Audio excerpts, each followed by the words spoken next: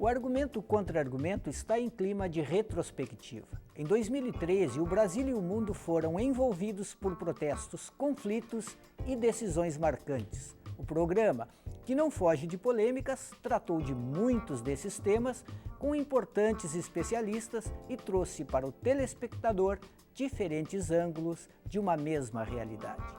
Logo na primeira edição de 2013, um tema de grande importância para a América Latina: a morte do presidente venezuelano Hugo Chávez.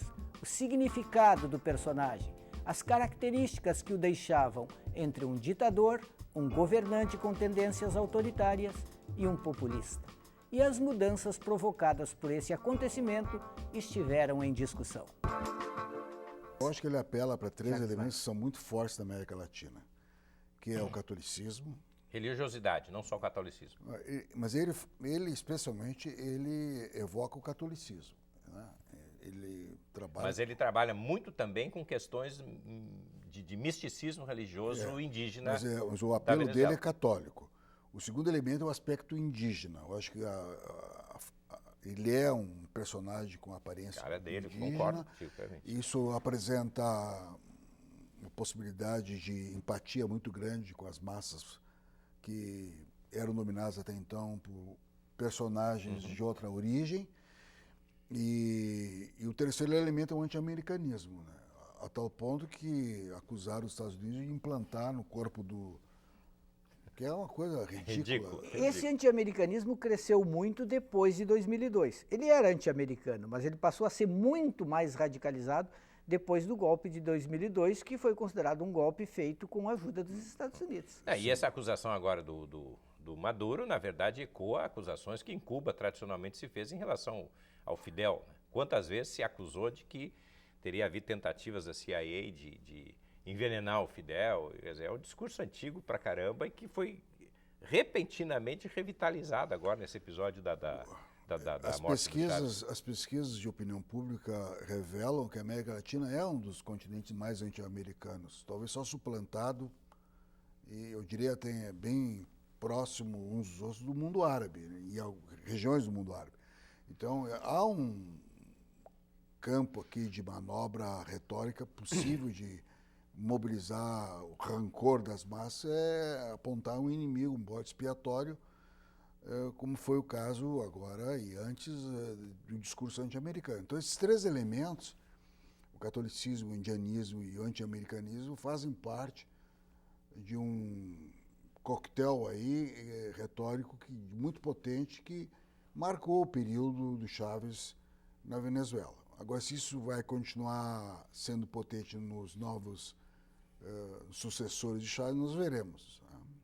Agora, quanto aos dados, assim, digamos, concretos, o que mais se diz é que ele realmente reduziu a desigualdade na Venezuela, a ponto de que as pesquisas indicam que a Venezuela se tornou o país menos desigual da América Latina. Isso é um dado de pesquisa da ONU. O que não quer dizer que não tenha uma enorme desigualdade, mas ela teria diminuído de 47% para 27%, 28%. Também se critica muito o fato de que tudo isso graças ao dinheiro do petróleo. Bom, mas antes também era igual. Pois é, de toda maneira o petróleo é um produto da Venezuela. Mas se diz isso na medida em que ele teria centrado a sua ação no petróleo, desconstruindo completamente o restante da indústria. Não se produz nem alimento, em certo sentido. Então teria ficado muito dependente do petróleo. E esse não foi o único tema com consequências mundiais a ser debatido em 2013. Aliás, análises internacionais têm sempre espaço garantido no argumento contra argumento. Logo em abril, o líder norte-coreano ameaçou entrar em guerra com a Coreia do Sul e insinuou uma intenção de atacar também os Estados Unidos. No fim do mesmo mês, a América do Sul viveu duas grandes eleições, na Venezuela e no Paraguai. O Oriente Médio também apareceu entre os assuntos polêmicos que passaram pelas edições do programa. As negociações de paz entre Israel e Palestina e o conflito na Síria levaram os especialistas em temas internacionais Jurandir Soares e Jacques Weinberg a boas discussões. Qual é o destino da Síria? A abertura, uma resistência prolongada ou quem sabe, como aconteceu com Saddam ou com o Gaddafi, que o ditador venha a perecer em alguma praça pública. Jurandir Soares. Pois a questão relacionada ao ataque, esta é justamente a mais controvertida, né? Porque o ataque é dito para ser pontual, rápido, 3 dias, mas é dito também que não é para tirar Bashar al-Assad do poder e tampouco para mudar o curso da guerra civil. Então aí tem que se questionar, então para que esse ataque? Para castigar o Assad. Quem será castigado será, logicamente, quem será castigada será a população síria, que vai morrer mais cidadãos sírios, né? Isso é evidente, né? Então, este é o questionamento com o ataque.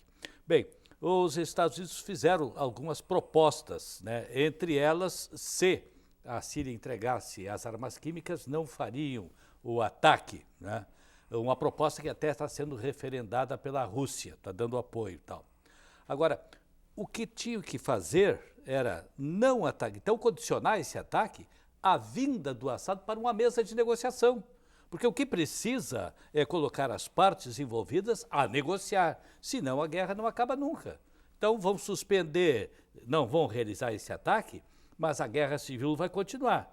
Quer dizer, o castigo é porque usou arma química. A arma química não pode. Agora, o armamento convencional lá pode. Esse continua, né? Então, esse é o aspecto. A maneira como está sendo posta a questão, estão perdendo a oportunidade de forçar o Assad a vir para uma mesa de negociação. Jacques, o Bashar al-Assad está com os dias contados? Não, eu acho que não. O grande enigma desse conflito é que há 2 interlocutores militares, 2 inimigos que não agradam o Ocidente, não agradam os Estados Unidos. Se sabe hoje de que os opositores ao regime talvez sejam piores que o próprio regime. E essa opção, portanto, é uma opção indesejada, o que leva, então, as potências, os avaliadores, a desejar, de alguma maneira, a continuidade desse regime, porque o que virá no seu lugar poderá ser algo bem pior. De assuntos internacionais a personalidades internacionais, o argumento contra-argumento recebeu o sociólogo francês Philippe Joron para debater sobre comunicação.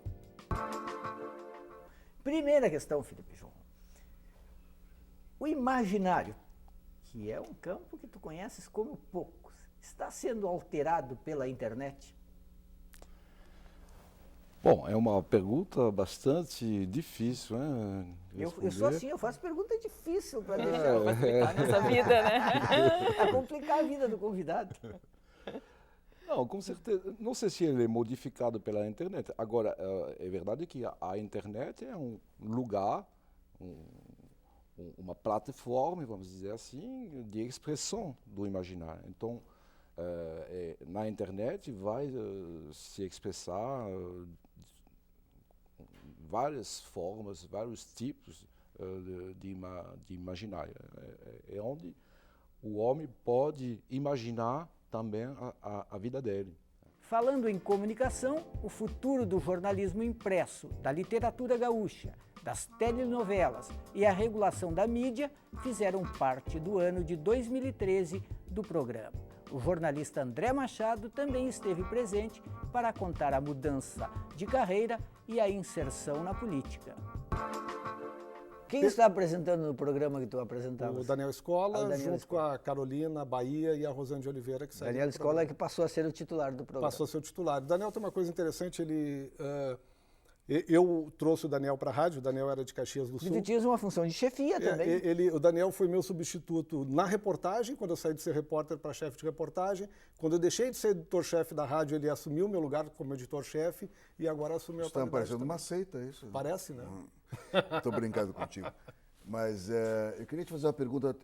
Os dados demográficos do eleitor médio do PCdoB, é um eleitor jovem, ele é um adolescente, ele é estudante, é um cara de 60 anos. Quem é o eleitor do PCdoB? O PCdoB tem na sua militância muita juventude. O PCdoB está muito bem organizado no movimento estudantil, especialmente, há muito tempo comanda a União Nacional dos Estudantes e tal. Eu vejo dentro do PCdoB, já que eu não ainda me joguei dentro do partido, né? Eu tenho nem uma semana de filiado. Essa é a primeira entrevista que tu dá? Depois de filiado é a primeira entrevista que eu dou. Olha só. Muita honra. Importante para o nosso programa aqui. Importante para mim também, até porque eu estou Tu mudando tá de nervoso lado. nesse programa?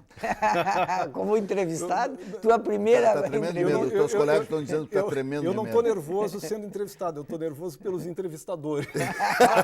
A Manuela tem medo de vir nesse programa. Né? Pois ela me disse. Ela me preveniu, ela disse, não vai, tem um outro compromisso e tal. Cuidado, cuidado com o Jax. Eu acabei Nós encarando. estimamos a Manuela, gostamos muito dela.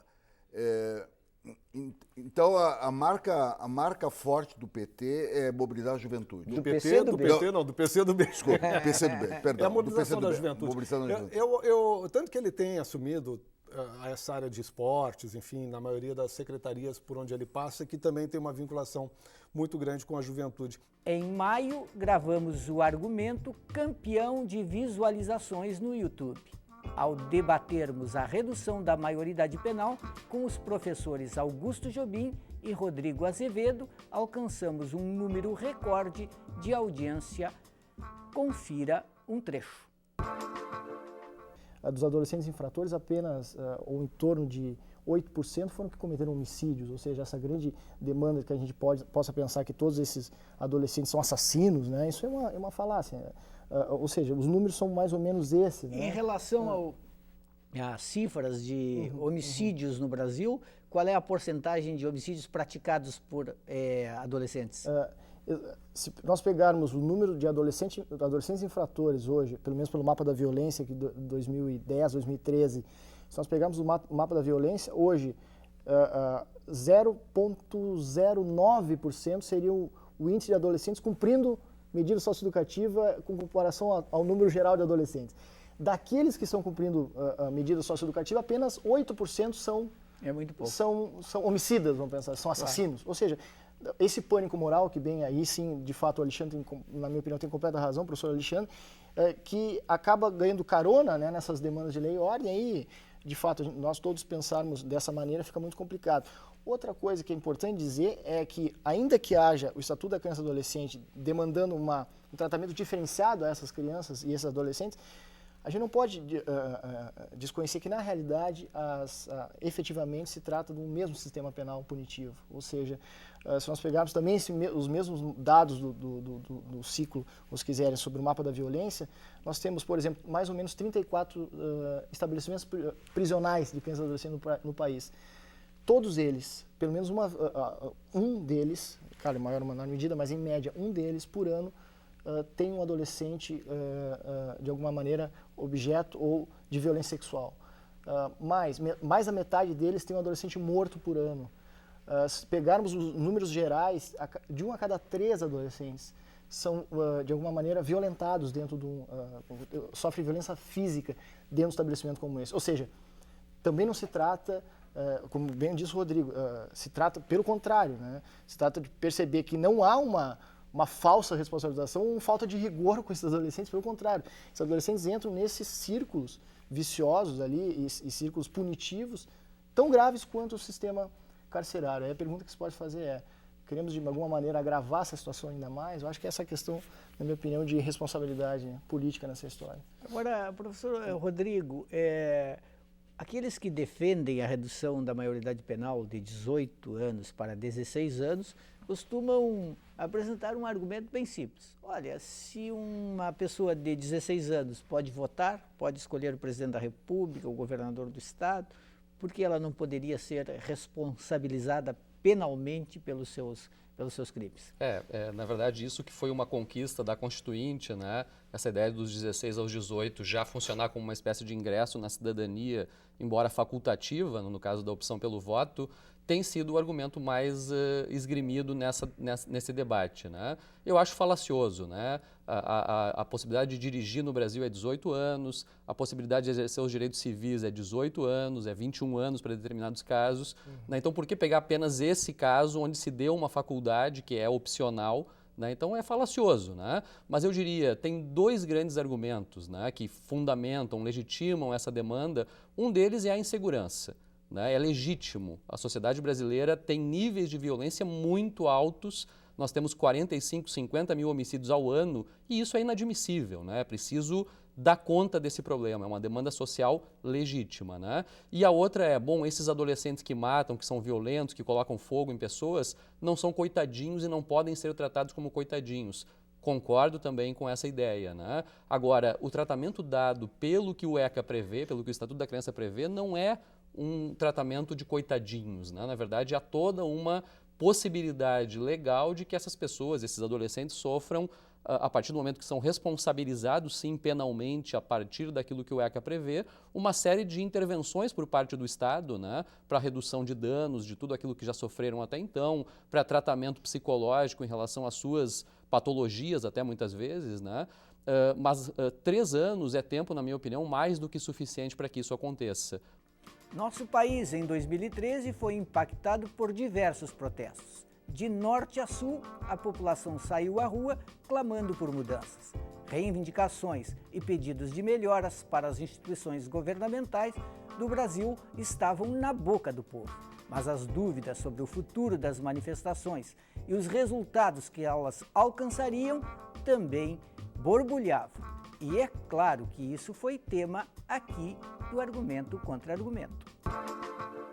Nós temos nas ruas, num primeiro momento, grupos que, na sua grande maioria, são críticos ao PT pela esquerda, ou seja, no sentido de que ele não aprofundou as conquistas sociais que prometia e, portanto, é preciso ir além, é preciso desatrelar os movimentos sociais dessa perspectiva institucionalizante que hoje acabou, de alguma forma, manietando o movimento sindical, alguns grupos do movimento estudantil também, né? Eu acho que isso, com certeza, são elementos que estão presentes nesse cenário. Eu outro dia até escrevi o seguinte: boa notícia para os adversários do governo Dilma. As manifestações são também contra o PT no poder. Má notícia para os adversários do governo Dilma. As manifestações não são a favor deles. Tem essa crítica ao PT pela esquerda, eu enxergo isso. Agora, a direita não está tentando se apropriar e não seria a principal beneficiada na hora que chegar o jogo eleitoral, Jurandir? São várias coisas que estão em jogo, né? Aí tem a questão da mídia, de como esses movimentos vão ser conduzidos e tal. Mas eu concordo com o Rodrigo nessa perspectiva de análise, né? De você inserir isso num contexto global, é a primeira coisa para a gente pensar, né? E eu acho que em termos políticos, o que me causa espécie é a surpresa disso ter acontecido nesse momento e com essa intensidade. No momento de altos índices de aprovação do governo da Dilma, maiores de que o de baixíssimo Lula, desemprego, baixíssimo desemprego, crescimento econômico, com a mídia nas mãos, com eventos visíveis, de visibilidade, Copa do Mundo, Copa das Confederações, tinha tudo para não acontecer nada e ficar todo mundo acomodado. E o povo vai às ruas reclamar. Então, esse elemento surpresa é que é interessante. E nesse sentido, eu acho que a direita, é lógico que todo mundo vai querer se dar bem, instrumentalizar, dizendo, olha, eu havia dito, vocês não ouviram, e se apropriar tantos políticos como outros atores, os políticos convencionais de partido, como outros atores que estão aparecendo agora. Mas eu acho que vai ser difícil, porque, na verdade, eu concordo também com o Rodrigo de que o PT chegou com força de oposição há 10 anos atrás, e colocou muita coisa nova e importante na agenda, mas talvez ele tenha pecado pelo fato de que não colocou talvez a coisa mais importante que todo mundo esperava, que era a reforma política. Em julho, uma triste fatalidade adentrou os corações gaúchos e porto-alegrenses. Um marco do centro da capital estava em chamas. O incêndio no mercado público trouxe um olhar diferenciado ao local e uma edição do programa destinada a ele. Qual é o valor arquitetônico do nosso mercado público? Olha, é imenso, né? O valor arquitetônico é uma obra significativa do ponto de vista arquitetônico, expressiva de sua época. E a esse valor arquitetônico se soma, como você mesmo já o disse, né, o seu valor cultural, o seu valor histórico insubstituíveis, né, que só acrescem ao seu valor arquitetônico, né, uma razão maior ainda para que ele seja preservado e continue merecendo como merece justamente o carinho, a admiração, enfim, da população de Porto Alegre, não apenas de Porto Alegre.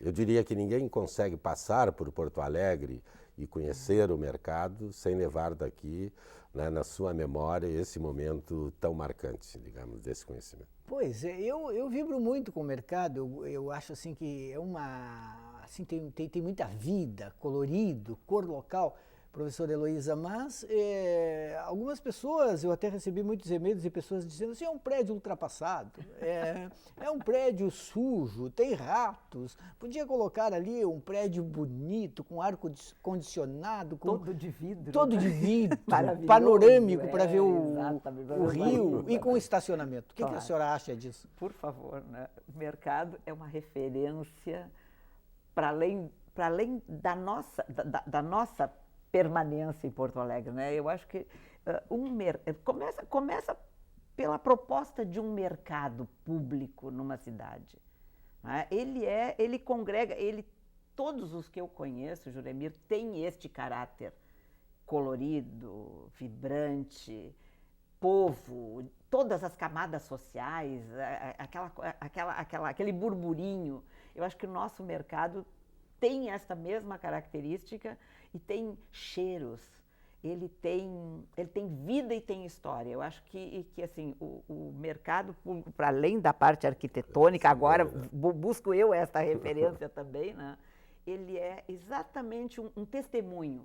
Né? Enquanto historiadora, não tem como não olhar as tantas possibilidades que o mercado traz com esse testemunho de tempo, porque já é o terceiro incêndio, né? Mas o fato de ser o terceiro incêndio e ele estar ali tem também significado. Salvar vidas. Essa é, sem dúvida, a função de quem escolhe seguir a profissão de médico. Acima de tudo, em qualquer situação, independente do paciente. Escolha desgastante que exige muita responsabilidade e que neste ano deu muito o que falar, inclusive aqui no programa. Com 2 edições especiais, um argumento com opiniões favoráveis à vinda de especialistas estrangeiros e outro contrário a essa medida. Falta dinheiro no SUS. Não se vai resolver o problema de falta de vaga em hospital, de paciente em corredor do hospital esperando leito, trazendo médico de qualquer planeta, de um lado. Mas, e de outro lado, temos, só para completar, temos no Brasil, reconhecido pelo Ministério da Saúde, o dobro do número de médicos seria necessário. Estão mal distribuídos, estão ao longo do litoral e nas capitais. Precisa interiorizar esses médicos. Como é que se fez para interiorizar juiz e promotor? Se faz uma carreira estatal, e o sujeito entra por concurso público, tem que ser por concurso público, não pode ficar na mão do prefeito, do político da ocasião, entra por concurso público e vai destinado para aquela localidade onde precisa ir. Este é o caminho para se resolver o problema. Que o programa Mais Médico, ele possibilitou uma divulgação mostrando quais são as mazelas e onde estão as mazelas da falta de profissional, especificamente do profissional médico em todo o Brasil. Tá? Tanto que aqui em Porto Alegre, por exemplo, hoje nós estamos com um déficit de 213 profissionais médicos para atuar na atenção básica do município de Porto Alegre. Tá? E principalmente nas regiões mais periferias de Porto Alegre. Tem déficit, e por que tem déficit? Os médicos que se formam em Porto Alegre não se formam em número suficiente ou eles não querem trabalhar na periferia? Não, eu acredito que existe um conjunto de fatores. Hoje o mercado para profissional médico está muito aquecido, então existem muitas possibilidades de trabalho. Tá? Então, assim, os profissionais hoje que se formam, eles fazem as suas residências e não tem um número suficiente hoje de profissional médico com formação em atenção primária em saúde, que é o profissional que a gente mais quer, que é o profissional especialista em medicina de família e comunidade. Por fim, um assunto que já tem virado rotina em nosso país: casos de desvio de verba pública. Em um mesmo programa, debatemos sobre a exumação de Jango, corrupção entre os políticos e justiça brasileira. Uma edição de fortes argumentos para marcar o final do ano. Um ponto que me parece assim que vai continuar em suspenso da parte do STF é em relação ao julgamento do chamado Mensalão Mineiro. Quer dizer, isso vai ficar numa expectativa. Se o STF colocar em julgamento o Mensalão Mineiro e aplicar os mesmos procedimentos que aplicou a este mensalão, o STF vai sair muito fortalecido. Vai sair, finalmente, caracterizado como uma instância... Eu não vejo como possa ser diferente. Né? Não se sabe. Poder ser diferente pode, por várias razões. Por exemplo, muda a composição do STF.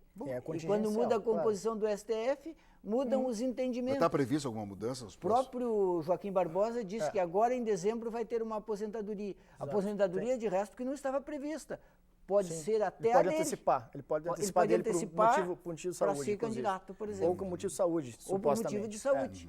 Mas isso muda com muita frequência a composição. E cada vez que muda a composição, porque são pessoas diferentes, não por qualquer ilícito, o entendimento muda. E é engraçado, porque o próprio, internamente, no processo mensalão, houve um julgamento por uma composição e agora vai haver o julgamento pelos embargos, os tais embargos infringentes. Já mudou.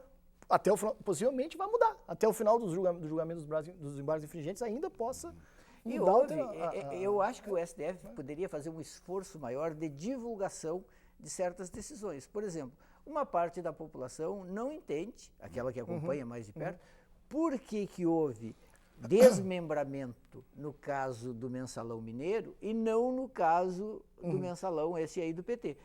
Desmembramento é o quê? Determinados casos foram enviados para os tribunais, as instâncias inferiores, e outros, aqueles que tinham fórum privilegiado, ficaram no STF. No caso do mensalão do PT, todos ficaram no STF. O Zé Dirceu, por exemplo, reclama assim, eu não tinha direito a fórum privilegiado, por que não foi para os tribunais inferiores, julgado por outras pessoas? Qual é a explicação para isso? Essa é uma explicação que o João Emílio tem toda razão, essa é a explicação que o Supremo Tribunal Federal deve dar. Porque é exatamente o mesmo, supostamente, mas é o mesmo caso e porque houve decisões distintas. E tira um direito básico, que é o direito ao duplo grau de jurisdição, grau de jurisdição. Ao recurso. Tu é julgado por um, recorre a outro. Quando tu é julgado direto para o STF, tu não tem a quem recorrer. E a questão é muito simples. A tal questão do foro privilegiado não tem nada de privilegiado, né? Porque tu é julgado em última instância, como diz o João Emílio. Tu é julgado na Suprema Corte, tu vai ter o quê? E agora está sentado que, de novo, olha como isso é problemático, porque no caso do mensalão, começou-se a discutir algo que era, de alguma forma, e é considerado o direito fundamental dentro da Declaração Universal dos Direitos do Homem, que é o direito ao recurso, que, no caso deles, começou a ser relativizado, porque agora, vide a expedição dos mandatos, não vai se esperar o recurso, que é os tais embargos infringentes. Não vai se esperar esse recurso, já foram expedidos mandados de prisão. Ou seja, é um problema. Agora, em se tratando da rotina judiciária, como é que isso vai se dar? Né? Tema relevante a cada edição.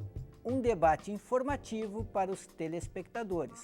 Em 2013, tentamos levar para você assuntos de destaque do momento em um clima agradável de conversa entre especialistas que têm muito a dizer. Em 2014, continue na nossa companhia e não esqueça, o argumento contra argumento é sempre um papo cabeça.